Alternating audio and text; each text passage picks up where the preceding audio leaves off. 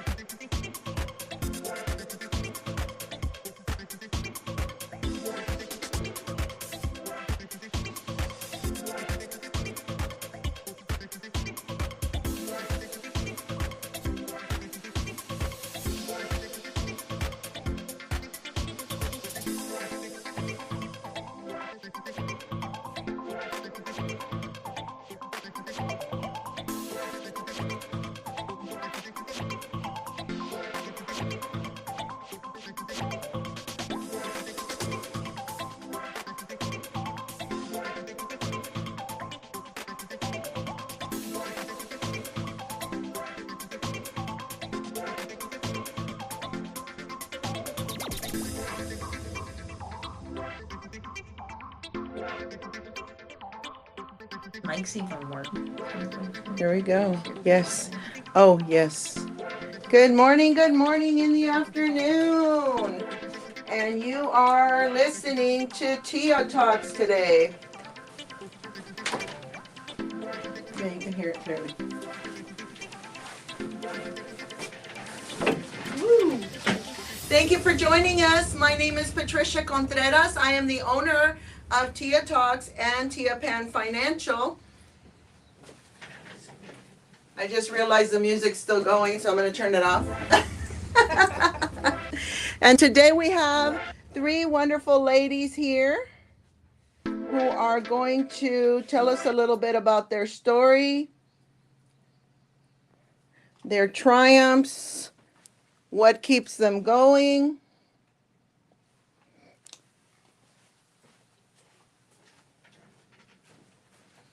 So thank you for joining us. Happy Friday. Again, I'm with Tia Pan Financial. If there's any information that you need regarding health insurance, financial wellness, financial literacy, we do offer training and informationals on Wednesdays at 7 p.m. here at 8721 Botts Lane. So please feel free to come and join us. It is a free opportunity that we offer. It's free information that we offer to the community, as far as, just to make sure that you're informed with the items or the benefits that are out there for you that can keep you from losing your funds. In today's economy, we are not able to be losing anything, right, ladies? Yeah, exactly. So please feel free to reach out and get with us. Send me a text or contact us at tiapanfinancial.com. We'll be happy to entertain your questions. We do now offer Q&As, which we're coming on periodically and answering your questions. So just keep them coming. We have a couple out there. We've had a couple of technical difficulties, but we're kind of rolling forward now, and we seem to have everything back on track. So I look forward to entertaining your questions. Again, Tia Pan Financial, and today we have a Tia Pan takeover. And these wonderful ladies have been kind enough to offer us an hour of their day to provide you some information on their journey. So without further ado, I'm going to go ahead and let them take it away, and we'll start with Miss Becca right here. Go ahead and introduce yourself. Hi, I'm Rebecca Engel. I am currently a grad student at Texas Tech University. I am also working on my business, Rebby Crafts. I focus on poetry and fiber arts and knitting, and I make anything you can think of with yarn. I also just finished my undergraduate degree in interdisciplinary studies from Incarnate Word, and I am working on finding a job in education, as I just found out that I passed my special education certification last week.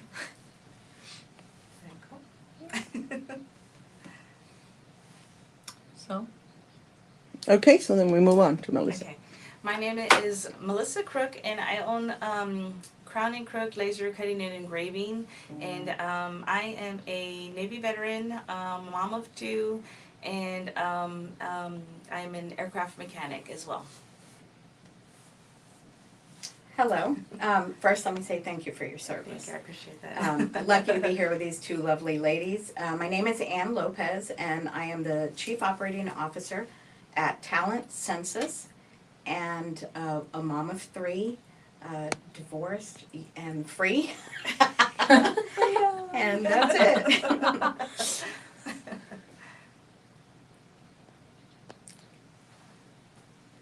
Okay, all right, ladies. Well, today we are entertaining some questions that we normally ask our view, or they've come from our viewers. And the first question that we're going to entertain is, can you share a pivotal moment in your life about a woman who played a significant role in your journey of transformation? So, do you want to go ahead and start, Becca? sure. So, my mother is probably who I have to give my credit to. I was nonverbal at the age of 4. I only said 22 words going into kindergarten. Doctors told my mom that I would never be independent. I would never live alone. I would never be able to attend public education. And boy, So- were they wrong. They were very wrong. Uh-huh. My mother spent 2 weeks while I was in the early childhood special education program writing down every movement with my body, following me around, literally, watching every single thing I did and reading to me. And within 2 weeks, I went from 0 words to 22 words. That's beautiful. Beautiful. So your mom. So how about you, Melissa? I wouldn't say women per se, but Uh-huh. my daughter. Okay. Because I would say, like, watching her grow into being a woman, I knew that I wanted to be a positive role model for her because I didn't have that in Mhm. my life, Mhm. and I kind of struggled to figure out where my place was. And 20 years being an aircraft mechanic, being around nothing but males, I wanted her to have a positive influence on how to carry your own, be strong, be independent, and so she didn't push me, but I pushed myself to be a good role model for her. And Just her being encouraged just you. being, yeah, exactly. Mhm. And then I get emotional, but when she left to college, I Uh-huh. got very emotional, and she was like, "I'm gonna be okay, because you set the perfect example for me, Yes, and it's so I'm your hard. daughter. So Mhm. if you could do anything, I can do anything." So Beautiful. That's amazing. That's beautiful. Oh, Sorry. you got me crying. I I'm a big crybaby. Especially when it comes to my kids, I'm a big crybaby. I'm sorry. Sorry. Yeah, it's just the feelings, they're Yeah. real. Yeah. Exactly. How about you, man? For me, I would say that there were two women that were pivotal, and that was my paternal grandmother Uh-huh. and my mother. Both of them taught me many lessons on what family means, what work ethic is, and how to deal with a loss. Both of them lost their husbands too early, and how do you be strong? And one of the things my mother told me was, you have to be able to do this without a man. You have to be able to have an education, have a career, Uh-huh. and have all those things because you don't know what the future holds. And that even was if you do very have a good. man, you should still be able to Oh, stand on your absolutely. own. Exactly. Yeah. Absolutely, and that is, I followed her to Our Lady of the Lake University, and got my bachelor's and my master's, and really took that to heart to try to encourage other women, like, you can do it, even if you think you can't, you can. Yes, yes, definitely. That's beautiful. You're speaking to me because my mother as well and my grandmother were both widows at a young age. And I saw them struggle and I saw them do and, make do and do what they could. My grandmother, I think back then she received a $600 Social Security check. And with that check, she made miracles happen. It was like I didn't stay with my mom. I went on to live with my grandmother. And anything that I wanted, she would make it happen. I don't know how, by the grace of God. Financial But genius. yeah. To be able to do that, Yeah. you really do already have a skill set. Yes. So tell us about your career journey. Any obstacles you've overcome along the way, Becca?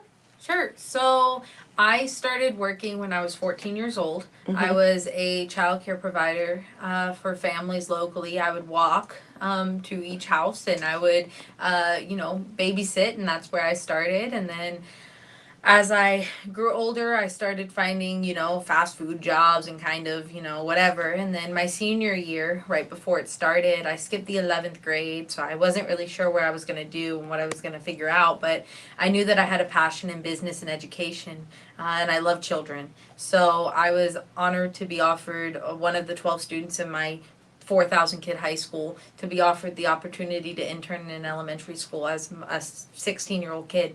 So I took that internship and I, took it to my advantage.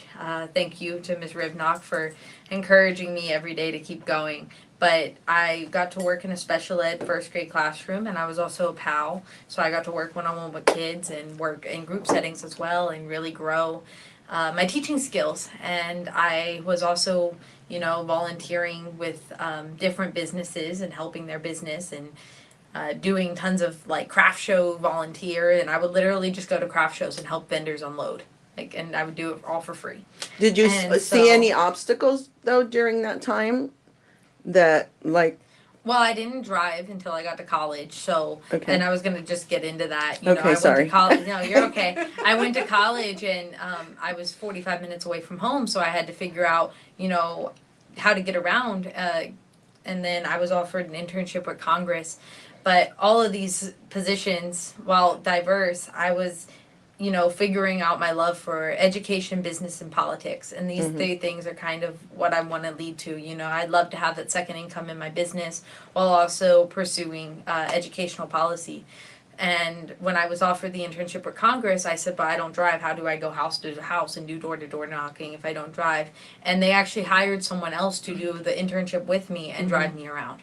So Wow. not only was I now a 17-year-old congressional intern, I was also, navigating that. I moved to San Antonio a year later and finally was able to drive and continued growing in political communications while also working full-time as a daycare teacher on top of 18 semester hours. So, Wow. Who Who taught you how to drive, or did you learn on your own? My mom Your mom. finally got around to teaching me. I graduated during COVID. So it was a very awkward time, like, what are you going to do? Go drive with a mask on? Because I took my driver's test, but I didn't, necessarily get enough training except for the driver's test because I took that in May of 2020. But I literally had to take this driver's test with a suit on, like a hazmat suit, a clear suit, so I was sweating with two masks over my face. Oh my goodness. Like, it was literally like I was about to walk into a biomedical lab with dead bodies. Oh like, my I goodness. don't know what I was expecting, but absolutely terrible. So, of course, I'm trying to drive with a mask on, and I'm trying to see through this clear mask, and so talk about an obstacle. So not only did I have to enter, the real world during COVID and actually pretend to be an adult at 17 years old because I just skipped the 11th grade, but I also had to, figure out how to drive with mask on. So, I mean, if anything happened, It's hard to breathe with those things. You're telling me. Yeah. All right. How about you, Melissa? Tell us a little bit about your career journey, any obstacles you've overcome along the way. Like I said, I'm a Navy veteran. I worked on airplanes for the last 20 years, so that in itself has been an obstacle. Just working around males all the time. It's a heavily dominated male industry, and it has been. And that in itself was an obstacle that I had to overcome. But I always push myself to not necessarily be the smartest, but know enough to where if somebody ever because being a woman in that industry, you always get told she don't know what she's talking about, she doesn't know what she's doing, and I would always work extra hours just reading, basically becoming, putting extra time and effort becoming an expert in my industry, and now I've gotten. I can pat myself on the back now because I am considered a subject matter expert in my industry now. Wow, that's awesome. Yeah, when people ask me what I do, I basically troubleshoot airplanes on the phone and through email, and they're like, "Man, you got to know your trade to do that." And Yes. you literally you fix do. an airplane Wow. without even touching it, just guiding the other individual on the phone to fix the airplane. And they said, "Man, that's a good deal." And so Wow. I just so. That's what I said. wonderful. But- Technology has come so far. Last night I was watching a show. Well, actually, it was on TikTok. There's this guy in the hospital reviewing the hospital areas, and he was actually talking and introducing the new robots Right. that do the surgeries, and the doctors can be across the country. And wow. Yeah, so we have a technology too where if they're wearing there's these goggles where if we're talking on the phone with them, that we could see exactly what they're doing. So we'd be like, okay, read that wire. No, the one above that. You know what I mean? Wow. And then you talk about technology amazing. advancing. When you think you know everything, everything changes and gets upgraded, and then you gotta Yeah. get in the books again and learn Yeah. again. So it's just like you have to constantly be evolving. Yes. So, doing that for so long, I knew I didn't want to work for somebody forever. But that's, I'm very good at it, but that's not my passion. My passion was, being artistic. And so that was always like a little brain break for me, is being artistic and painting and putting crafts together. And so that's when I started researching and see what I can do for Mhm. myself. If Mhm. I'm gonna be working, 12, 16-hour days for somebody else, why not put some effort into my future and something that I really wanna do? Mhm. And so that's when, I got into my side business is, the laser cutting and engraving. And it wasn't being, I think with my past, Uh-huh. it wasn't very intimidating, to pick that up and learn it and, Mhm. cutting wood in the garage for, 4 hours. Yeah, and you do great, beautiful Thank you. stuff and things that, I'm wearing my my tag today. But yeah, you do wonderful Thank stuff you. that makes sense, Mhm. And so you know that people are gonna need it. So And I really enjoy doing it, Mhm. So to me, it doesn't feel like work, even though, especially coming from being, an aircraft mechanic, spending like 12 hours out in the sun or in the snow or something like that. It's so much fun. It's just invigorating to Yeah. be working on something that's mine, Uh-huh. in that building my own dream instead of working 12, 14 hours a day building somebody, for them to tell you Yeah. at the end of the year, yeah, you did okay. You did all right. Here's your 2%. Yeah. I 1%. Cost of living. No, goodness. All right. Yeah. Well, that's wonderful. Thank you. I mean, I'm so enlightened to learn so much about you. I had no idea I had that person working with me all the time. Thank you for the Beautiful, opportunity beautiful. And to thank share you my story. because you do that for the military, or who do you do that for? So I work for a government contract, so it supports military still. Mm-hmm. Yes, so thank you so much for that. Thank you. Hi, Ann. Hi. I have far too many years in workforce development, about Uh-huh. 25, nonprofit.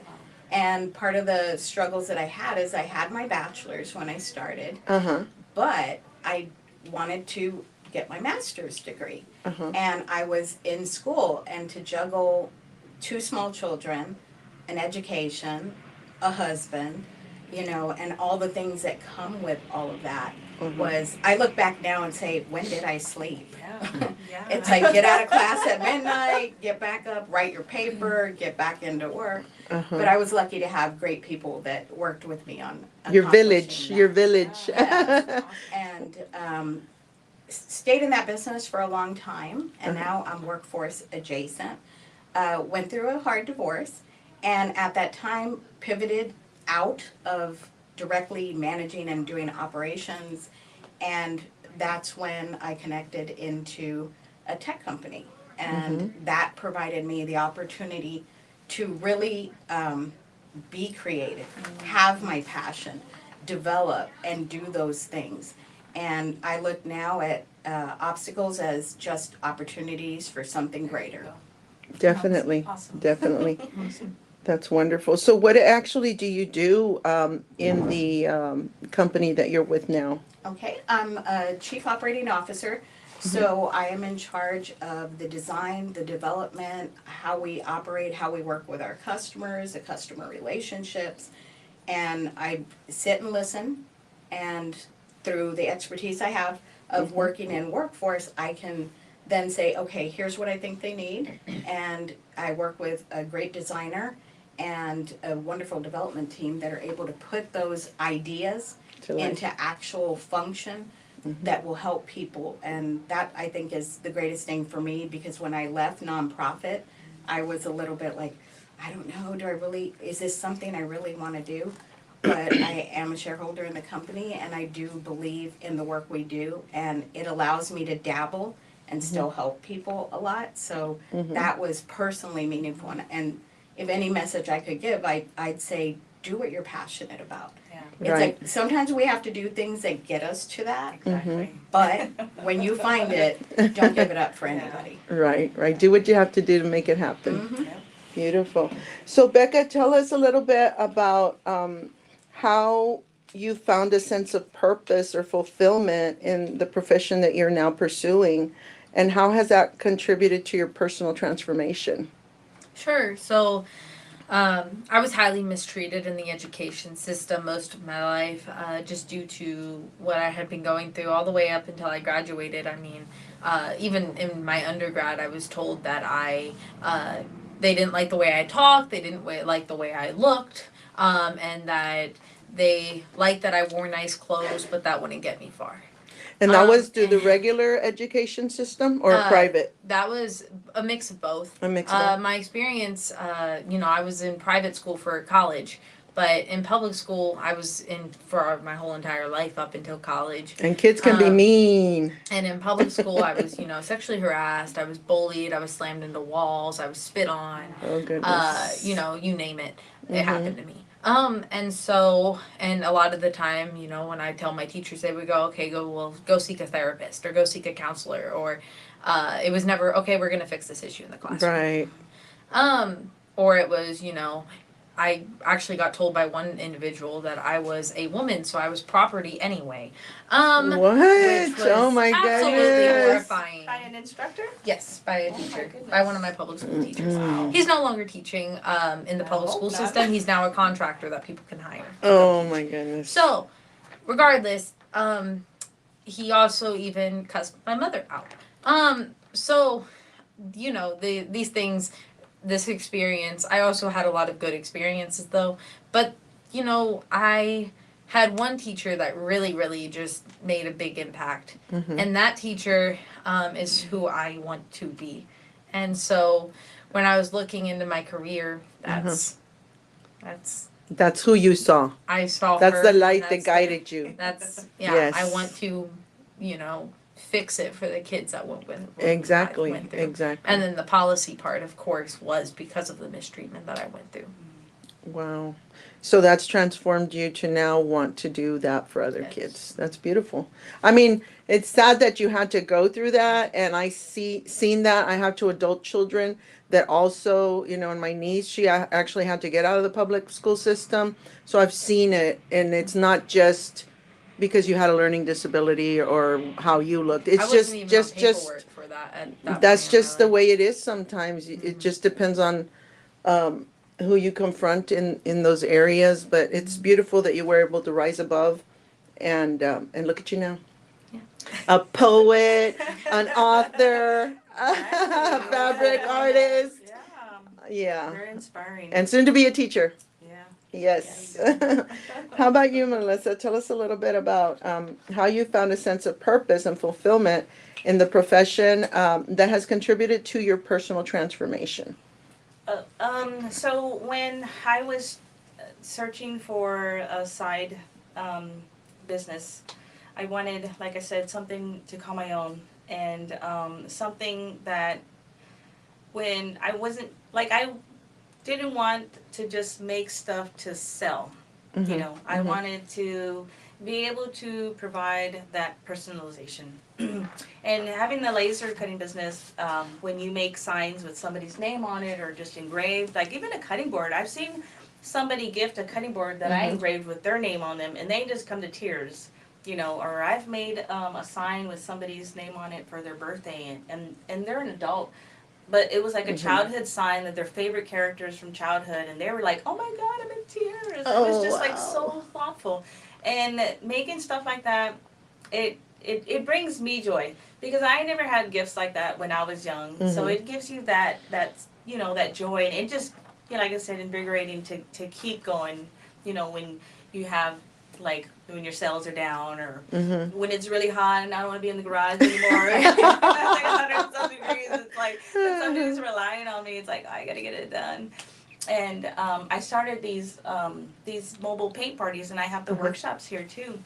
And that's inspired me to keep going too, because I have a hard time talking about myself in front of people, but when I teach, and I've taught in my profession, and when I teach the paint party, the classes, I have no problem up there just talking, because it's something that I love doing. Passion, yeah. And passionate about. And people really enjoy that, and it kind of they say like it's therapy for me when I come, and I have frequent customers when they come to the paint parties. They're like, I'm just gonna come every time you have one monthly because it's just so relaxing. It gives me a break. And then I have people even saying, I have so much going on in my life. This was just a nice little break for me. This was so nice. And they say, I'm not even creative, not even one bit. But this is so fun and easy for me to do. And it gives me, and I have something nice. And I can't even believe I made it at the end of the day. So that inspires me to keep going. That you can have fun and be passionate about something, but share that passion, and then it changes somebody's life, or it brings them some joy, you know, and that's really like. It's a huge difference because Exactly. you find the difference in between serving because you have to and serving because you want to. Exactly. And then the fulfillment and the joy that you give others fills you more than Exactly. anything could. More than the caffeine that you drink in the Yeah. morning. My husband sees me sometimes, he's like, how are you still going? And I'm like, I don't know. But I'm going out to the Exactly. He's sitting there watching me drinking his energy drink. He's like, I don't know how Oh you're my doing. I'm trying to goodness. keep up with you. My boyfriend does the same thing. Well, how about you, Ann? Tell us a little bit about how you found purpose and fulfillment in your profession and how that's contributed to your transformation. Okay, anybody who knows me has heard this story. When I started in workforce development as a case manager, I said, I'm gonna do this for a year and get a real job. Because I'm gonna have my master's, so I'm gonna get a real job. And the plan was initially to go into psychiatry, and I had a different path in my head since like 13.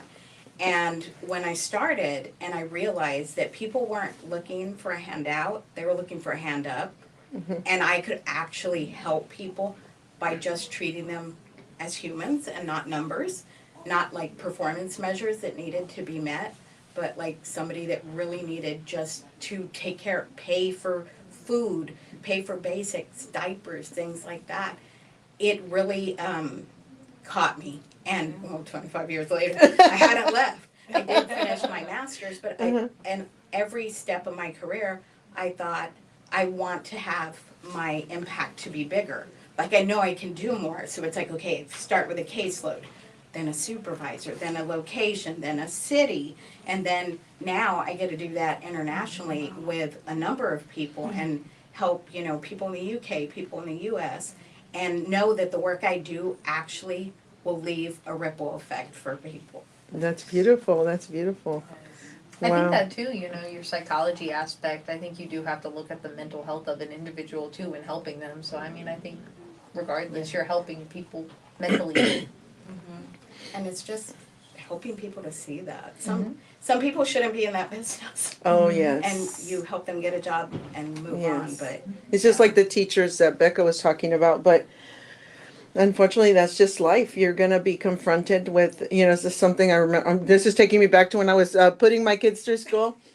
That's life. You're gonna be faced with that character and that character and this character. You just gotta learn how to navigate around it. And control what you Yeah. can, you. yeah, yeah. Wow. So let's talk about a little bit about the balancing part. You know, how do you balance your career, your aspirations, your life, your family, and your personal growth? You want to tell us a little bit about that, Becca? Sure. So, you know, I have family all over the US because we're a military family. Oh, So, a lot of the time my balancing my family is just a phone call, you know. So I'll be driving to wherever and I'll have my phone in the background listening to my grandma, you know, go on her little tangent about the news that she watched for 24 hours straight. But you know, that's that connection. And then with my parents, they both work full time, so when I get home at the end of the day, I live with them right now. We just talk and we, you know, sit in the heated pool and just kind of vent to each other. And you know, but I'll talk about business and I'll talk about, hey, what do you think of this plan? But I'm still interacting with my family, you know, so it's a multitasking. And then of course with my business, I'm a knitter, and a writer, so a lot of the time I'll be listening to my textbooks while also knitting, or I'll be, you know, thinking about what to put in an assignment while also knitting, because it's a really relaxing thing. So I'll be multitasking 3 or 4 different tasks. And then a lot of my poems, you know, there's mentions of songs and stuff or experiences that I randomly just think of when I'm doing other things. And then I kind of just derive one thought into 400 words later. But my friends and family, a lot of the time I leave the weekend to them. So I try to really focus on them, or they come with me to events Like my boyfriend's joining me tomorrow for a show, and so I get to spend time with him. But I'm also running my business and doing my business, so it's a lot of multitasking. Wow, that's awesome. How about you, Melissa? That's one thing that I struggle with still today is finding balance because I am a workaholic. So, but I Do you only have that one daughter? no, I have Oh, okay. two. But Okay. so that was kind of like a thing that I shared about like my testimony within WUSA is like when my daughter left to college and my son was in high school, they were just like, you kind of lose some of your identity because they don't really need you as much anymore. So I just kind of like dove into work, and then, well, my career itself, I work from home, and then my side business, I work from home too. So I was kind of just diving and just staying in, and my husband would be like, "Hey, did you leave the house at all today or this week?" And I'm like, "I did a curbside." He's like, "So you're not gonna get out of the house?" And I'm like, "Am I supposed to?" I love it here. Yeah, so I was just kind of turned it into like a little recluse or something, you know. And coming here every Thursday, it gets me out of the house. It gets me socializing. It reminds me, you know, about self-care because I see ladies like getting facials and massages. I'm like, hey, I should be doing that too. Tell the So- viewers, why do you come here every Thursday? I did the come and go networking from 11 to 1. I'm here. I try to be here every Thursday unless I go to town for work, but I am here every Thursday. I look forward to it. The community of women, the positive environment, the reminder, because everybody looks so great and polished when they show up here, and I'm like, yeah, I should put makeup on and do my hair. Because when you stay inside, it's like your pajamas or your hair is all over the place, and it's like, did I shower today? Did I need a new canopy? So sorry. But it has been, like, getting out of the house has been a reminder to stay balanced, and you know, and then the family aspect to stay balanced in there, they helped me a lot. You know, when my daughter's in town, she's like, what do you need help with? Like, she was bagging like little wooden eggs for me last night, and my husband goes to vendor events with me, and you know, they try to fit in with me wherever we can, and then you know, I'll say, okay, today I'm taking a break, we're gonna go watch a movie, hang out together. So just like that, you know, it's just Nice. always like kind of like a snap out and reminder of, okay, I need to pause just for a little bit. So yeah, but I True. still struggle with it from time to time, but I'm getting there. Awesome. So how do you balance your career aspirations and with your family life and your personal growth? I'm a recovering workaholic. So you're still trying to find balance Yeah. too. My children grew up in a workforce center. Quite literally. I would work weekends, I'd work nights. We'd have dinner together while I was at work, and then they would go home. So there wasn't a lot of balance early on. And as a woman, you're trying to prove yourself. And, you know, if there are a lot of male dominated in management, you can have it, well, you can't travel because you got kids. You can't do this because you have kids. And it's like, no, not only can I do it, but I can do it better than you. And that left me completely committed to work. Exactly. And now that my children are older, it's fun to take some time and travel and just be able to go and do things with them. I also got into photography, and that required focus, literally, because you have to like really be in the moment. And I needed that. I needed to take myself out of the consistent I'm neurodivergent. This is always going. Middle of the night, I'm coming up with ideas for work. Same. And I needed something to pull that back in so I could have a moment for me. And I would say coming here as well does that, because I do, even though I travel for work, I work remotely. So I know about the pajama stuff. Like, if I don't have to be on video, there's not going to be makeup and there's not going to be hair. No, I'm just going to be chill. Good. Wow, that's wonderful, ladies. Okay, so let me see. What do we want to know next? How about a specific recreational activity or hobby aside of your regular activities? What do you like to do that's not work Becca? So just like we were talking about, I have a problem of turning everything that I'm good at into work. So like I used to write for fun, and then I was like, oh wait, and then an ad came up, and I was like, oh wait, I can make money off this. And then I won a $350 contest, and I was like, Oh. perfect. So I have a problem of turning every hobby into work. So I don't think I actually have a hobby outside of my employment, because everything, Your hobbies make you money. exactly. I mean, think about it. How many hobbies can I have? I knit, I write, I speak, I blab too much. I mean, I don't know what else I could do. I mean, everything I think that I've made a hobby has ended up being a financial backing for mine. Which just goes to tell the viewers, anything can make you money as long as Yeah. you're passionate enough about it and you're willing to, invest the time into it, you can make it happen. Yep, keep it legal. That's all I gotta say. It's a free market, but you gotta keep it legal. All right. Well, how about you, Melissa? Recreational activities, hobbies, anything that's a sense of inspiration to support you.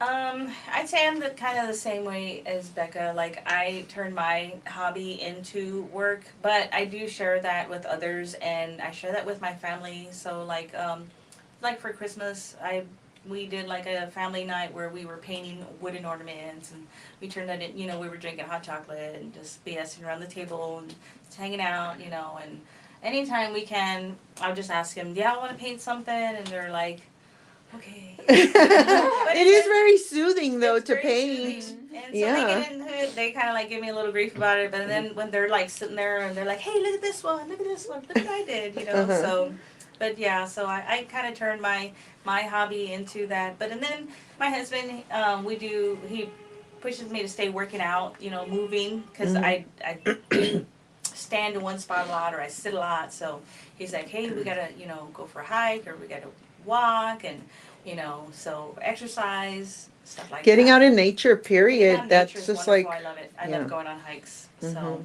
that's That's great. How about you, Ann? I would say a little bit of crossover like Becca is one thing I like to do is keep up on new technologies and what's going on out there. So I'll be researching things before they're a trend and really getting into it, but then taking it into work and figuring out how I can make things better. And I always joke with the team, because I'm the oldest, that why am I bringing in the new stuff? It's like, come on guys, I need you to work with me. Get on it. But photography was, well, no, I'd cross that over too. Never mind. I was going to say photography is the one thing that's just mine. But I did take photos for an event and had them posted on the website of the company. I was really Nice. That's nice. You were The recognized for your mayor hobby. and Dallas and- Wow. Yeah, it just, it's something that really helps me get out of my own head. I am my own biggest problem.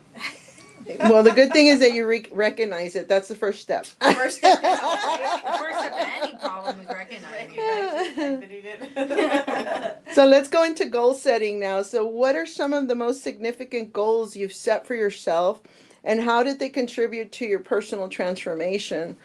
Was there something that you said, I'm going to get this done, this is my goal, and it made things just turn around for you? I think really I would say my alternative certification, because in September my program kind of looked at me and they were like, hey, we know you're supposed to graduate in May, but we don't really like you, so you're gonna have to graduate in December. You have a week to figure it out. And so I either had to add another major or I had to graduate. So as someone who already had over 300 credit hours of college credit, I of course decided to graduate. It was getting expensive. So, I looked at my parents and I was like, well, I guess I have to get my alt cert now if I can't get through the school. So I went and got my alternative certification, and but this process, I had to set it and I had to do it quick. Most people take 8 to 12 months on this process, and I got it in 2. Wow. So, I had to take this goal and just go and test out and get everything done. Like, I started all the training in January when I graduated and just finished it.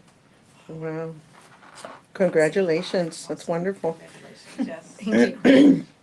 How about you, Melissa? What are some of those most significant goals that you've set for yourself, and how did they contribute to your personal transformation?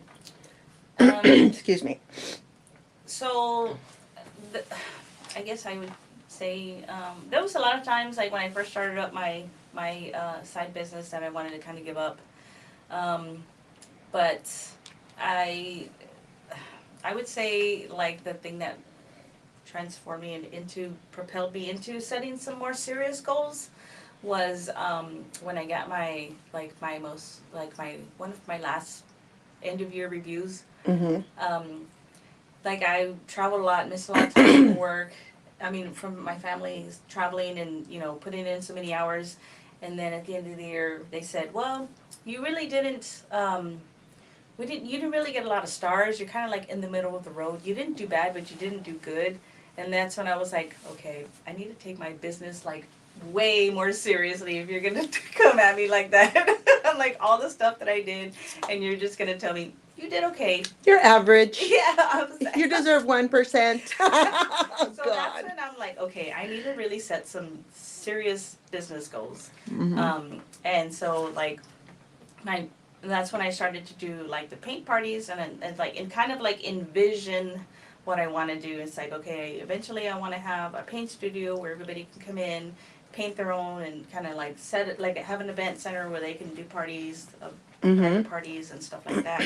And so I see myself taking steps in that direction because I ordered another laser. Ooh. And that means Nana Jam is coming on Yay. Monday. So that just kind of levels up into the right direction towards my goals. Mhm. So, but yeah, that was some kind of reaffirmation that, I'm getting closer to my goals and getting in the right direction. But it was a matter of just like, okay, I needed to sit down, take this seriously, and actually set some goals and visualize those goals coming into reality. Like I see my paint studio, I see my ribbon cutting ceremony, like I Nice. visually see Yes, that's what people you need to sitting in there. do. Visualize it. Yeah. Claim it. Speak it into existence. Speak it into existence, exactly. So now it's like that laser, it was like really nerve-wracking ordering it, but and then I told my husband, they just called me and they said it's on its way here, and I was like, I'm so nervous. He's like, why are you nervous? You already did the hardest part. He's like, ordering it and getting it in here. He's like I don't understand. Too funny. So, How about you, Ann?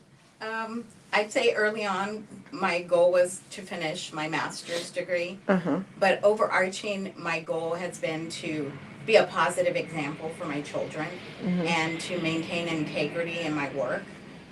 There's a lot of times when people don't do that throughout my career that I've seen. Mhm. And so the one thing I could say is, but I have my reputation.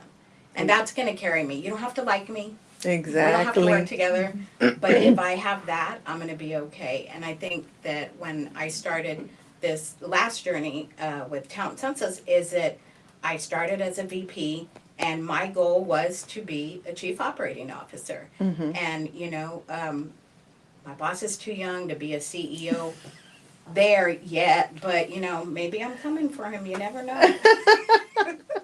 Okay. So, Becca, was there ever a time that you just said, this is it?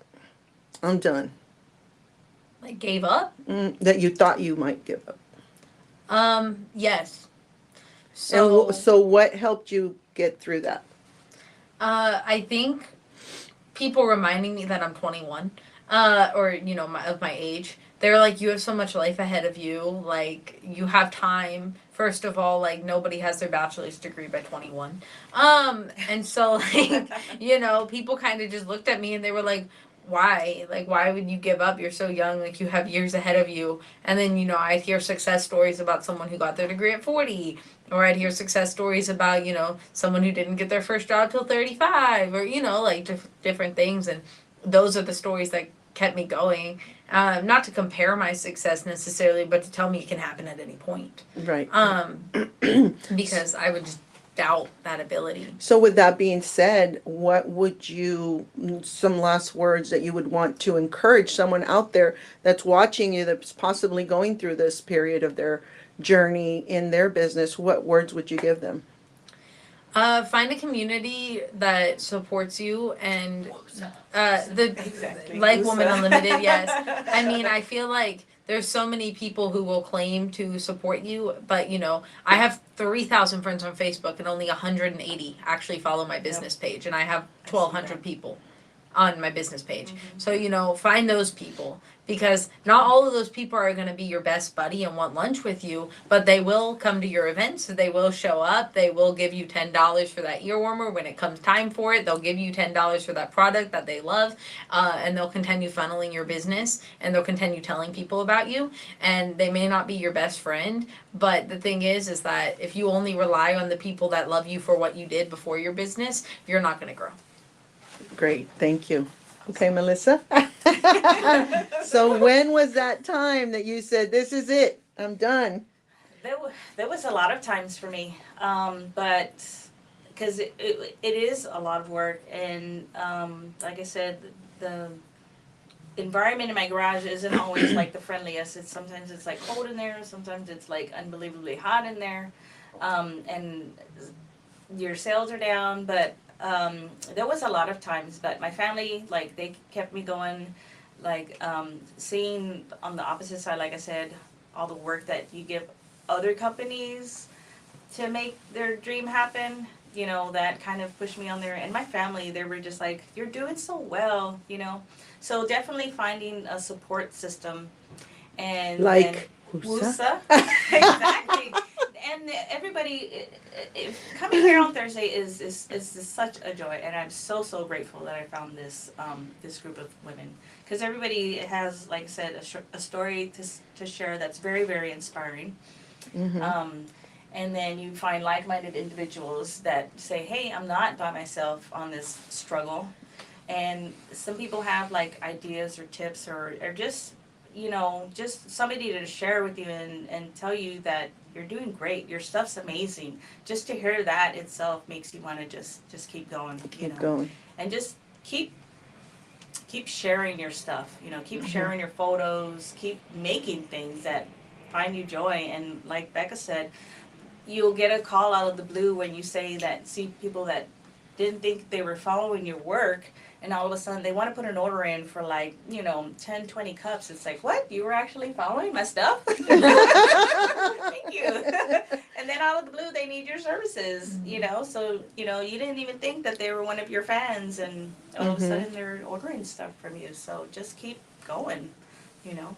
So that would be the words of encouragement? Words of encouragement is if it brings you joy, just keep going with it, you know. You're, like you said, you're your biggest enemy. The only one that will tell you that you need to quit is yourself. And showing up is half the battle. Showing Yes. up is half the battle, and you Yes. know, overcoming that little voice in you, like, you don't really need this in your life. It's just so much easier to give up and do something else. But and then it's like you're going to give that same kind of effort to another company working for somebody. Why Right. not build your own dream? You know, it's not gonna. It takes time to take off your business, to, you know, to build up a clientele. And that's where the most doubt sets in when you're first starting up, you're first trying to build that clientele, getting your products out there, getting your name out there, your reputation out there. But once you've established yourself, you have people coming out of the woodworks that didn't think that Yes. we're even noticing your work, you know, Right. all of a sudden. It's like, oh my God. Very That's true. cool. Very true. How about you, Ann? I would say that throughout my career, I've had different points of imposter syndrome, and I think a lot of us go through that. You know, I'd For say the viewer that doesn't know what imposter syndrome is, can you elaborate a little bit? when you think you don't belong where you're at, Oh, when you think you're not Yes. skilled enough to be there. yes. It's like one of my first major promotions, I literally sat behind the desk with all this work on it, and the person who hired me said, there you go. And I was like, somebody's gonna figure out I don't know what the heck I'm doing. I don't even know what I'm supposed to do with this. And it's just gaining that confidence. But there are times when you feel bad professionally, personally, where it would be easy to just say, I'm done. I'm gonna go do something else because there is easier work out there to do. But just staying, you know, yourself, because you can have a support group, but you have to be that support too. And Right. you have to tell yourself, I know what I'm doing, I'm good at this, and I'm going to keep going no matter what anybody says. You have to be good for yourself before you can be good for anyone else. Exactly. Exactly. And with you being in the technology arena, what would you tell other women about technology and how it can work for them? Stay up to date. I would say don't be afraid of technology. I hear that often. Aren't you afraid that AI is going to take your job? Heck no. It makes me work like 5 people. Are you kidding? I love it. It's like it's not being afraid of it. It is something new, and sometimes it can be challenging for us to step outside of what we know. We have to embrace it instead of being afraid of it. And I see a lot of that in different industries where it's like, we've done it like this, it works, Exactly. enough. Yeah. And it's like, but it doesn't mean you have to do it like that. Right. There are better ways, and ways where technology can then help you to have better mental health for your staff, better mental health for you, and be able to have time to have the human touch. And I think that's the difference in what we try to do, is make sure that we can merge humanity with technology. Look at Melissa. She's fixing planes from her home. You know, that's technology. That is Yeah. crazy impressive. Doctors fixing people from around the world. Yeah. Right? Yeah, Yeah. and that's one of the beautiful things that I do see here at WUSA, that we have so many ladies that maybe they were staying home, just being stay-at-home moms, and that's okay. I mean, if that's what you need to do at this point in your life, that's wonderful. But yes, like Melissa says, find that escape. Come to WUSA on Thursdays and Fridays. Meet other women. Like, you don't have to own a business to communicate and collaborate Just to get out of and the talk house. with others. Yes. So Nice and the free. beautiful thing is that we do have this location here at 8721 Spots Lane, and there's always Upstairs. events upstairs. Yeah, and there's always events that that can bring you in and help you, and you can help others. And like I mentioned before, that's a different kind of sense of fulfillment that money can't buy. Exactly. Right? Absolutely. I was Beautiful. inspired by that, honestly. When I was brought into it, Charlie Moak and Melissa Sadler-Neetu were telling me about it, and I was like, oh, I'm so busy, and I haven't slept, and blah, blah, blah, all the excuses. And once I came, I was just like writing stuff, like, I'm going to do this with the system, just from hearing all these women. And it really, if you're looking for encouragement or inspiration, I would say attend a Thursday. Yes. It's beautiful. Yes. Any last words, Becca? We're about to close up. I guess what I always say at the end of any podcast I'm on is, don't let people peel your stickers off. I imagine all humans as a Rubik's Cube. And, eventually you'll solve your puzzle. Yay! That's a good one. Melissa, any last words? I'm just grateful for the opportunity to share my story, Pam. Thank you so much. Wonderful. You're welcome. Thank you for coming. And? Manifest what you want to see. Yes. Manifest it. It's possible, completely possible. Yes, beautiful. All right, well, that concludes our Tia Talk takeover by these wonderful ladies. We hope for y'all to tune in back.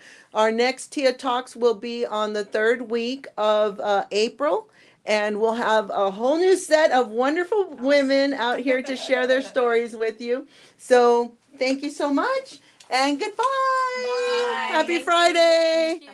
Thank you. And that's